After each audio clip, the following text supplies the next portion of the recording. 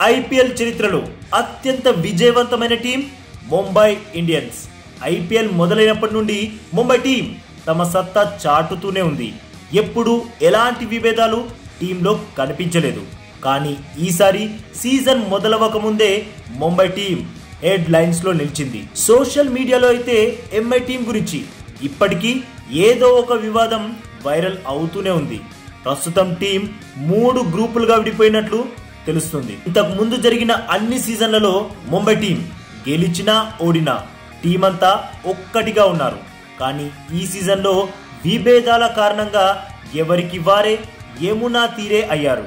అందుకు కారణం MI management తీసుకున్న నిర్ణయం. ఎంఐ టీం కి కెప్టెన్ గా రోహిత్ ని కాదని హార్దిక్ పాండ్యాకి ఆ బాధ్యతల్ని అప్పచెప్పడం. ఇక అప్పటి నుండి హార్దిక్ పాండ్యాని మామూలుగా కాదు దారుణంగా ట్రోల్ చేస్తున్నారు. దానికి కూడా కారణం చాలా మందికి హార్దిక్ పాండ్యా మీదున్న కోపం కాదు, రోహిత్ శర్మ మీదున్న ప్రేమ. 5 సార్లు ఎంఐ టీం కి టైటిల్ అందించిన రోహిత్ ని పక్కన పెట్టడం ఎంఐ ఫ్యాన్స్ కూడా ఆగ్రహాన్ని తెప్పించింది.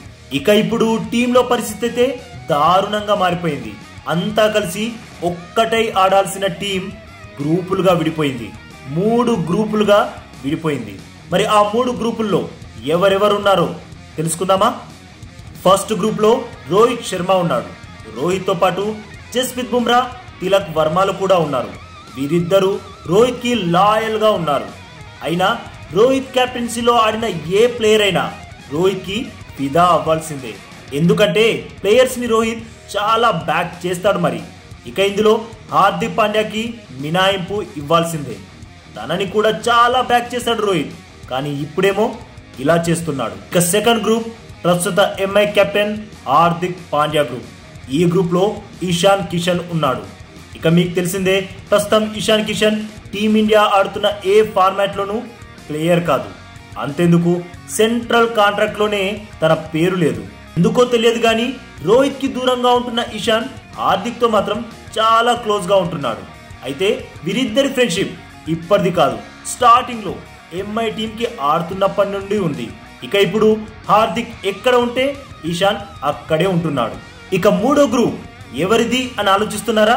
ఆ గ్రూప్ లో ఎవరున్నారంటే ఈ 2 గ్రూప్లలో లేని మిగతా టీం సభ్యులు. వీరు ఎవరి గ్రూప్ లోనూ ఉండకుండా వారికిచ్చిన రోల్ ని నిర్వర్తిస్తున్నారు.